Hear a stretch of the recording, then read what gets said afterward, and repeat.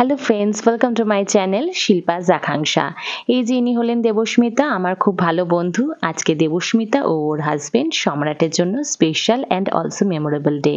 আজকে ওদের একটা স্বপ্ন পূরণ হতে চলেছে। এর আগে আমার মিনি ব্লগে তো তোমরা দেখেছিলে যে আগের উইকে আমরা সম্রাটের সাথে গাড়ি দেখতে এসেছিলাম, তখন ওর গাড়িটা আসেনি, আজকে গাড়িটা হাতে পেল। জাস্ট লুক অ্যাট দি কার। সত্যি গাড়ির কালারটা কিন্তু আমার ভীষণ পছন্দ হয়েছে। আর এই যে বাচ্চারা তখন থেকে হই হুল্লোড় করেই যাচ্ছে, ওরা পেছনে দাঁড়িয়ে আছে আর স্ক্রিনে ওদের ছবি দেখা যাচ্ছে, এটাই আনন্দ ওদের কাছে।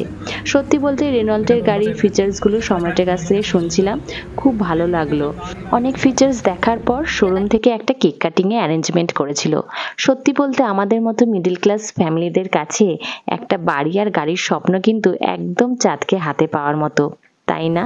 আর নিজের উপার্জনে গাড়ি কেনা, সেটা কিন্তু একটা আলাদাই অনুভূতি আছে।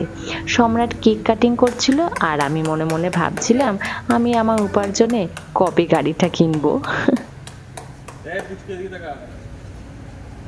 যাই হোক, কেক কাটিং এর পর আলটিমেটলি সেই মুহূর্তটা চলে এলো, যে মুহূর্তটা আমার পার্সোনালি খুবই ভালো লাগে। সেটা হলো শোরুম থেকে যখন মস্ত বড় একটা চাবি ধরায় আর সেই চাবি নিয়ে গাড়ির সামনে ছবি তোলা। উফ, এটা তো একটা দারুণ ফিলিংস। আর এর সাথে সাথে এক পিকচার তো বানতি হে না মেরে দোস্ত। তাই দেবস্মিতাকে বললাম ফটাফট একটা ছবি তুলে নে গাড়ির সামনে দাঁড়িয়ে। আর আলটিমেটলি সব ফর্মালিটিস পূরণ করে সম্রাটরা গাড়ি নিয়ে বেরোলো, আর আমরা তো ছবি তুলতেই ব্যস্ত। তারপর আমরা মন্দিরের জন্য রওনা দিলাম। নতুন গাড়ি, পুজো তো দিতেই হবে।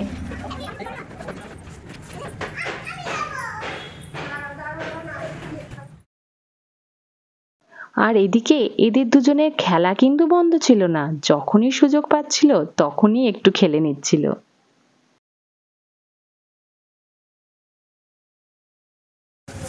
নবপরিবহন যন্ত্র সম্পর্কে প্রত্যেকদিনের মুক্তি হবে যাত্রাদের শুভ ফল প্রাপ্তির কামনা সর্বপাপস্ক্ষয় কামন তদেবিষ্ট পরম ব্রহ্ম।